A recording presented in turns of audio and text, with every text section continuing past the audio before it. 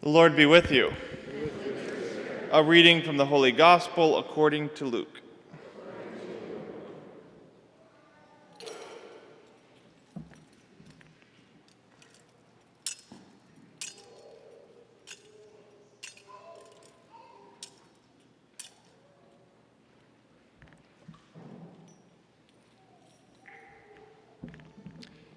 Jesus entered a village where a woman whose name was Martha welcomed him.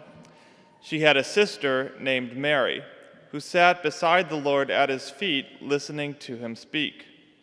Martha, burdened with much serving, came to him and said, "Lord, do you not care that my sister has left me by myself to do the serving?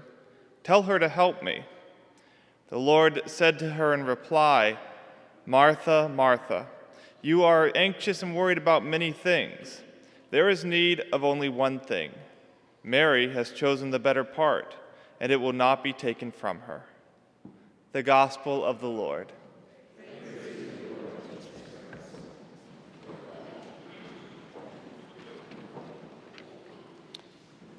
I've known my friend Father Rich Miserandino for a long time, and he's now the parochial vicar over at St. Agnes. But when we were in seminary together, there was one day when we were with a priest faculty member at the seminary, and we were preparing to get ready for Mass for him.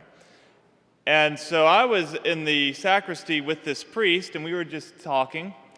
Meanwhile, Father Rich, or just Rich at the time, was busying himself getting the candles lit, putting the cruets out, getting the ciborium out, making sure everything was ready to go, occasionally coming back and asking, "Father, what do you want the missal to be set to?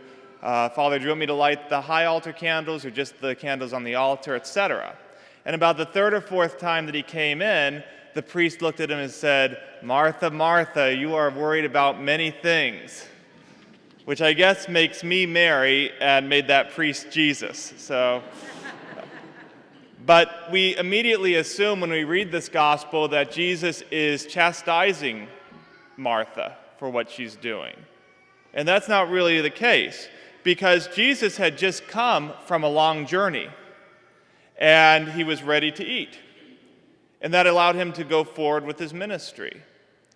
So he didn't want her to not be preparing the food. If that were the case, then I think that Martha's response might have been, "Oh, okay, Jesus, well, I'll just sit here and the food will prepare itself," and then walk in and jump on our plates, I suppose. But that's not the case. If you look at what the gospel is actually saying here, there's this balance that we have. The balance that each of us has to live in the world. And Mary, while she's listening to Christ, is doing the right thing. Martha's also doing the right thing. The problem is that it says that she's burdened with much serving. And Jesus says, "You are anxious and worried about many things." So he's not saying, "Martha, Martha, you're spending too much time preparing the food." He's saying, "You are anxious and worried about these things."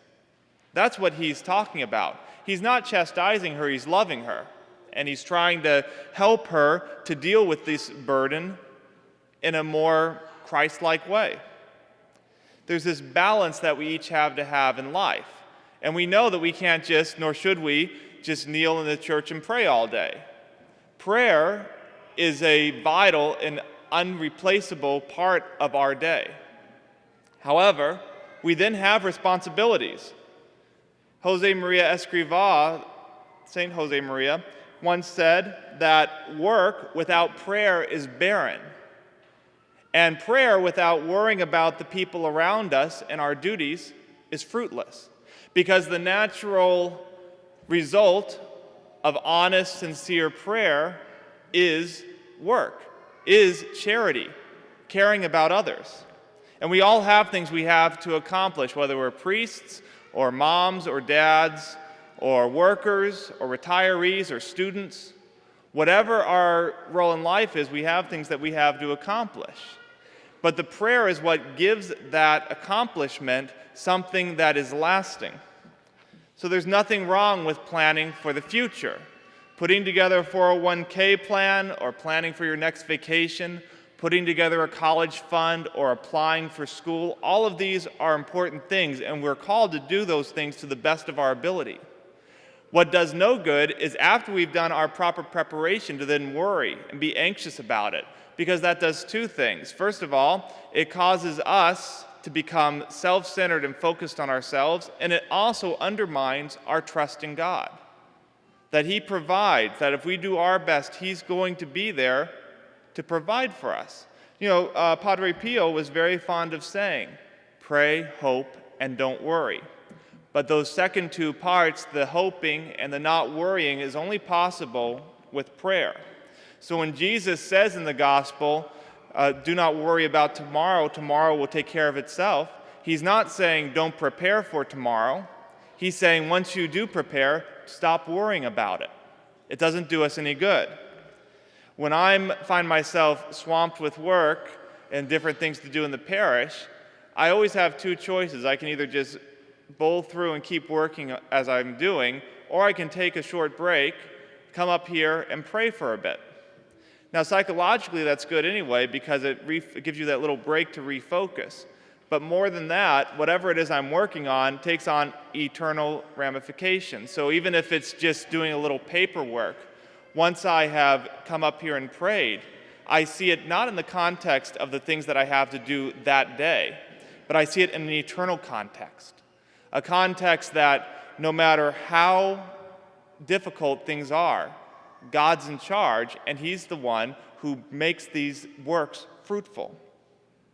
Ultimately, Martha learned her lesson, because when Jesus returned to raise Lazarus from the dead further on in His ministry, it was Martha who went up to Him and gave a profession of faith, saying, I have come to believe that you are the Christ, the Son of the living God.